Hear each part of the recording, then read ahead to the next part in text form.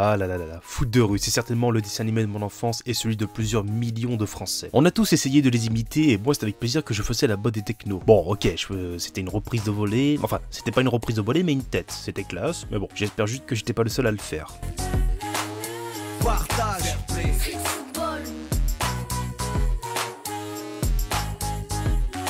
Le mental du foot de rue se repose sur deux choses, le respect et la solidarité. Diffusé entre 2005 et 2010, le dessin animé devient rapidement culte. Des agendas, des BD et bien entendu des jeux vidéo. Il n'y en a pas eu beaucoup, certes, mais en tout cas il y en a un seul que j'ai eu, c'est Foot de rue sur Nintendo DS. Je me souviens exactement quand est-ce que je l'avais acheté, parce que je l'ai acheté parce que mes parents étaient partis aller voir un ami justement dans la brocante, et étant donné que je me promenais avec mes frères justement, bah je suis tombé dessus et je me j'ai fait les gros yeux en le voyant, parce que je savais pas qu'il y avait un jeu Foot de rue sur DS. Foot de rue est une production franco-italienne. 3 saisons, une 60aine d'épisodes, des amitiés mises à rude épreuve, un amour entre Héloïse et Tag, et bien entendu des ennemis parfois fourbes.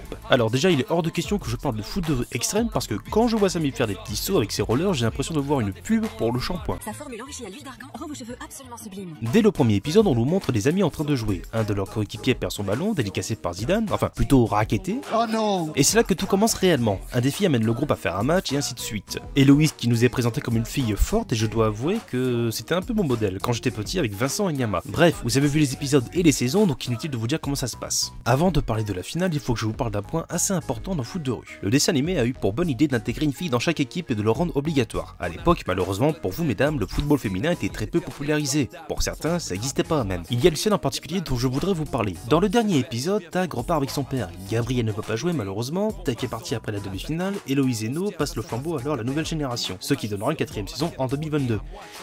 Et bordel, ils en ont pris du temps, hein. À la toute fin de Foot de rue, Gabriel qui est au téléphone avec Tag, parti en Amérique avec son père, dit que c'est une victoire. C'est la victoire du foot de rue. Voilà ce qu'il dit précisément, les nouveaux bleus de l'Institut Riffler ne seront pas devenus champions du monde, c'est mon avis. Une victoire dans le foot de rue, c'est pas uniquement par rapport au résultat final, c'est par rapport à comment ils s'en sont sortis grandis. D'ailleurs, Petit Dragon dira ceci. Ma maman, elle me croit encore en maternelle. Pour lui, ce n'est pas qu'un simple match, c'est une épreuve afin d'entrer dans le début de l'adolescence. J'arrête de vous embêter avec ceci, c'était juste un avis qui m'était venu en regardant cette scène. Je parlerai du jeu sur Nintendo DS une fois que j'aurai réussi à configurer l'émulateur, promis. Et donc voilà, c'est ce qui conclut tout simplement la vidéo. En effet, j'espère que vous aurez apprécié et que parler de mon enfance au niveau des dessins animés et jeux vidéo, c'est toujours un plaisir pour moi. De temps en temps, je parlerai de ceci en fait, de dessins animés et animés japonais de mon enfance. Sur ce, à bientôt.